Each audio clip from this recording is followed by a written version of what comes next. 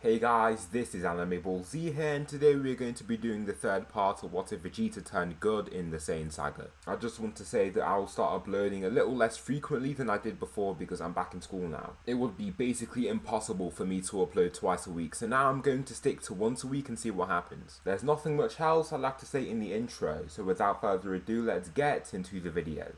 Slick talker since a jet. Winter time, all the time, ooh, yeah. Look at the way that I move, swag. Disrespectful and I'm rude, okay. I had cocaine in the school. After this event, Vegeta returns to his base and descends to meet with the Saiyans. They rejoice at the fact that Frieza has been killed, while Zarbon and Dodoria are distraught. The two warriors take their chance to leave the planet before they're killed, like most of Frieza's soldiers, but Vegeta isn't bothered. While they celebrate, someone else arrives, Dende. Some other Namekians arrive, and as a result of them aiding in the battle against Frieza, they are gifted the Dragon Balls. They wish for Piccolo to return to life, and since he doesn't need to be on Namek, they don't have to wish for him to teleport to where they are now. That leaves two more wishes for the crew, and Vegeta is left to make his wish. However, he doesn't desire immortality any longer.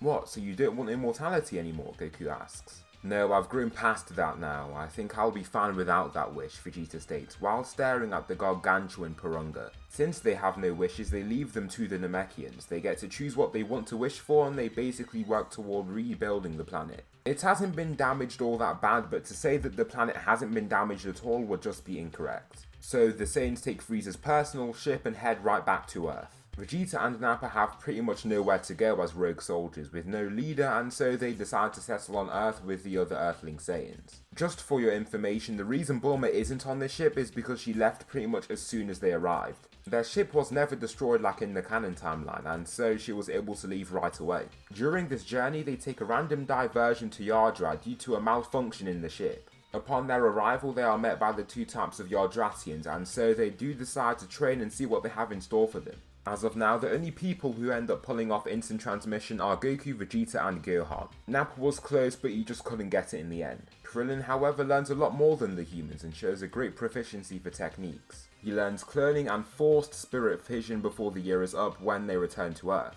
As Frieza arrives in his mecha form with his father before the Saiyans arrive, two special beings deal with both of the evil beings who have arrived. The two beings both possess the power of Super Saiyan, and these people are Future Trunks and Future Gohan. They both return to their base forms, and what changes in the future timeline is that Future Vegeta initially survives. Once he survives, he faces off the androids to allow Future Gohan and Trunks to escape, sacrificing his life to possibly save their timeline. This means that eventually Gohan and Trunks make it to the present timeline to meet the rest of the Saiyans that arrive from Yardrat. Upon arrival, I'll go over the powers of these Saiyans. Power levels are useless from this point on, but Goku and Vegeta are both capable of Super Saiyan, while Vegeta is theorizing a possible step beyond Super Saiyan. Both Saiyans are clueless, so he stops trying to fight to ascend a form that he's not even sure he can ascend past. Can you turn Super Saiyan? Future Gohan asks Vegeta.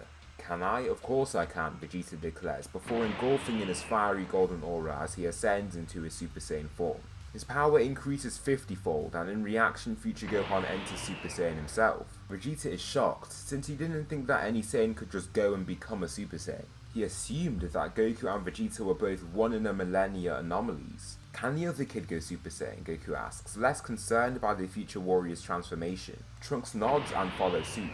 Alright, let me see how strong you both are. Give it your best shot to try and defeat me. Kakarot, you stay out of this, Vegeta says. Gohan nods to Trunks, then they both fly at the Saiyan, but Vegeta seems unfazed. He swerves past a slash from Trunks that sends the younger Future Saiyan soaring over his shoulder.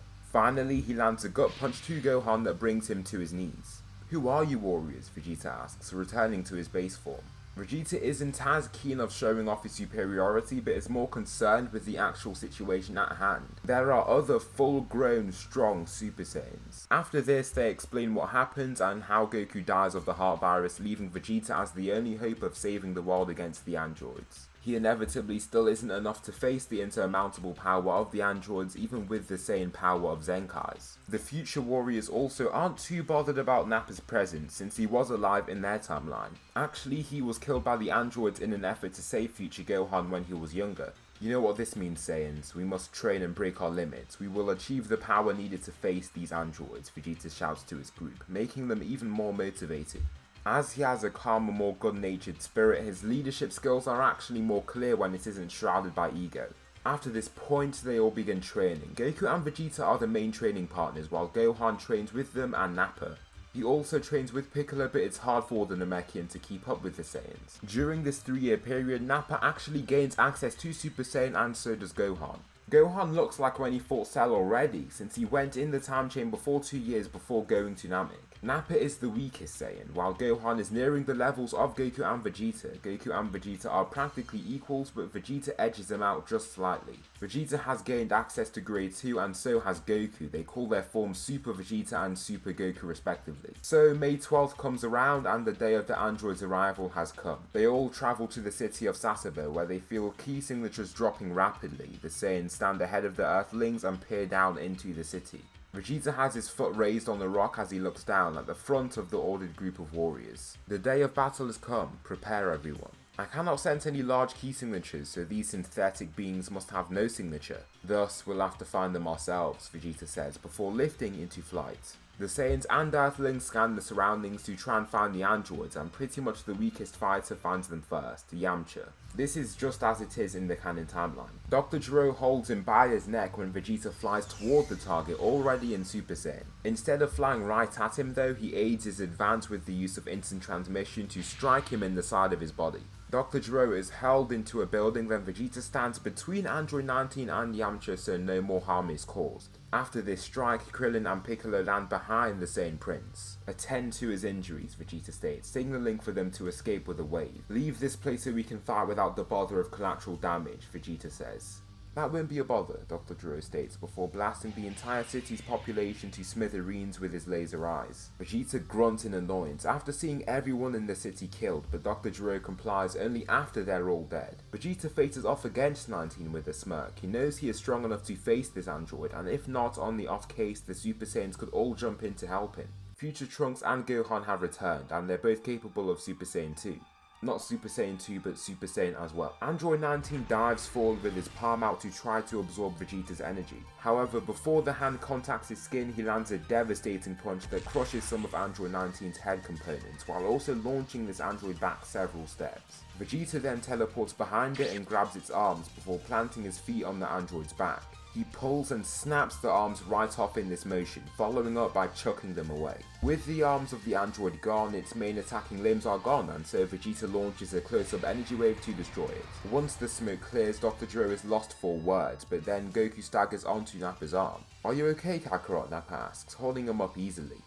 I don't know, Goku says before dropping to a knee. "It's that heart virus, take him away and heal him someplace else. I'll take on the androids myself," Vegeta states. "Those aren't the androids," Future Gohan states, much to their confusion. "How?" Gohan asks in surprise. "Yeah, they look different, and these guys seem a little weaker than the ones we knew. They looked totally human, like siblings with piercing blue eyes. I'll never forget those eyes," Gohan says, clearly traumatized by those beings. Dr. Gero then stuns them with an energy wave that blows up a bunch of smoke. After this, he takes his chance to fly away, and he does cover significant distance. Vegeta can't just teleport toward him with instant transmission since he has no key signature. However, he chases after him with his own flight, but by the time he arrives, it's too late. The androids face the Saiyan, and Gohan can barely keep himself still. The same can be said for Trunks. "I hate following Dr. Gero's programming, but we need a little purpose," 17 states, before they fly off. "What do we do now?" Krillin asks the crew. Vegeta ponders for a few seconds, but after this time he formulates a strategy. "We'll follow after them, all the Saiyans. Use the sensu beans to get strong as you fight and gauge their power. If they're still too powerful for us, we must retreat," Vegeta says, chasing after them. Gohan, Trunks, Future Gohan and Nappa then follow him. Krillin and Piccolo meet up with Goku to then check if he's okay. The Saiyans land ahead of the three androids, pretty much circling him. They're all in Super Saiyan and 17 is still as arrogant as ever. "You think there's power in numbers with you lot? You all stand no chance," 17 says. Older Gohan and Trunks face that man. "Nappa, Gohan, take on 17. I'll face the big guy myself," Vegeta states, smirking. Android 16 doesn't look the slightest bit bothered, and his aloof face says it all. Future Gohan and Trunks charge 18 while Gohan takes the main role. Trunks leaps over the android and shoots down a ki blast that Gohan kicks her into. However, she blocks the kick with her arms and then raises them to block the ki blast too. I see that you've been training your teamwork, 18 says, evading a punch from Gohan. Future Gohan throws a multitude of punches, but pretty much all of them miss. Finally, Trunks dives down with a slam, but 18 is swift enough to dodge that attack too. Nappa and Gohan both fight Android 17 while in Super Saiyan. Nappa's aura condenses and forms a golden sheet of energy across his right fist before he crashes it into the floor. He is unsuccessful in hitting the target right away, since 17 is faster than him, but he destroys the ground around them. Nappa has prioritized learning ki control to boost his raw power, and now his raw strength surpasses even that of Saiyans with higher power levels, like Gohan. Before 17 can even get a footing and calm himself, Gohan swat kicks him several meters to the side. Come on Gohan, get fired up so you can take out this guy, use the latent power within you, Nappa exclaims. Gohan then digs deep inside and begins to power up even further. His ki becomes chaotic and filled with rage, and so is his mind. He swivels several times before kicking downward, but 17 dips back to dodge the attack. Gohan then flies forward again and throws several punches that 17 has to use a lot of effort to block or evade. His attacks are manageable, but he still has to put in a lot of effort to manage these strikes. Finally, both fighters punch each other in the face and they slide back, but as 17 is retreating, Nappa picks his shot and strikes him in the face with a ki-enhanced punch. This punch sends 17 rolling across the rocky floor, but he eventually stops himself about 15 meters from his target. Across the battlefield, Vegeta stands off against Android 16. Are you even human? You seem totally robotic, Vegeta states. I am completely cybernetic and I have been programmed to kill Goku, he says in a monotonous way. Well, you're fighting me first, so that I can destroy you, Vegeta exclaims, making his stance. I don't desire a needless bout, 16 says, but Vegeta is persistent. I stand in the way of you killing Kakarot. I would have thought your synthetic brain would have understood that, Vegeta says, starting to charge his ki. His hair becomes more spiky and his muscles enlarge significantly before he enters his Super Saiyan Grade 2 state. This is Super Vegeta. Let's see how long you last now, Vegeta shouts, darting ahead. Vegeta pretends to punch him right away, but he uses instant transmission to kick him in the back of the head. Subsequently, he shoots down a close-up ki blast before making an acrobatic flip away from the explosion. Stopping in flight, the smoke clears enough so that he can get a clear picture of the android and he doesn't seem affected at all. The Saiyan lands once again and engages in battle, but then 16 starts moving too. He flies forward faster than Vegeta can and drives forward his knee into Vegeta's gut. He's immediately stopped in flight and the strike is incredibly forceful. With a single of his robotic palms, 16 unleashes a powerful energy wave that coats the Saiyan in its energy. Vegeta does block so his arms take the brunt of the damage, but he is still hurt across his whole body. Before he can even return to his senses and calm himself, 16 dashes forward and throws a multitude of punches that Vegeta struggles to evade. After receiving several devastating punches to the body, Vegeta manages to block one with both hands. It shakes his whole body once it collides with his palms, but once he does this, 16 just uses his other arm to strike him and shoot him back. Vegeta is now bloody in several places and has been outmatched in this match, for now at least. Before he continues the fight again, he eats a senzu bean to totally rejuvenate himself, his wounds vanish and he is also granted a pretty hefty Zenkai boost. Even he can feel the new power soaring through his body. He still remains in his Super Vegeta state, but with this new power of his, he feels like he could go even further. I thank you, Android, for unlocking more power stored deep inside me, Vegeta declares, before he begins his next power-up. So that will conclude the third part of What If Vegeta Turned Good in the Saiyan Saga. Please tell me something you liked about this video, or something that I should improve on for the next part. Thanks so much for watching and I'll see you in the next video.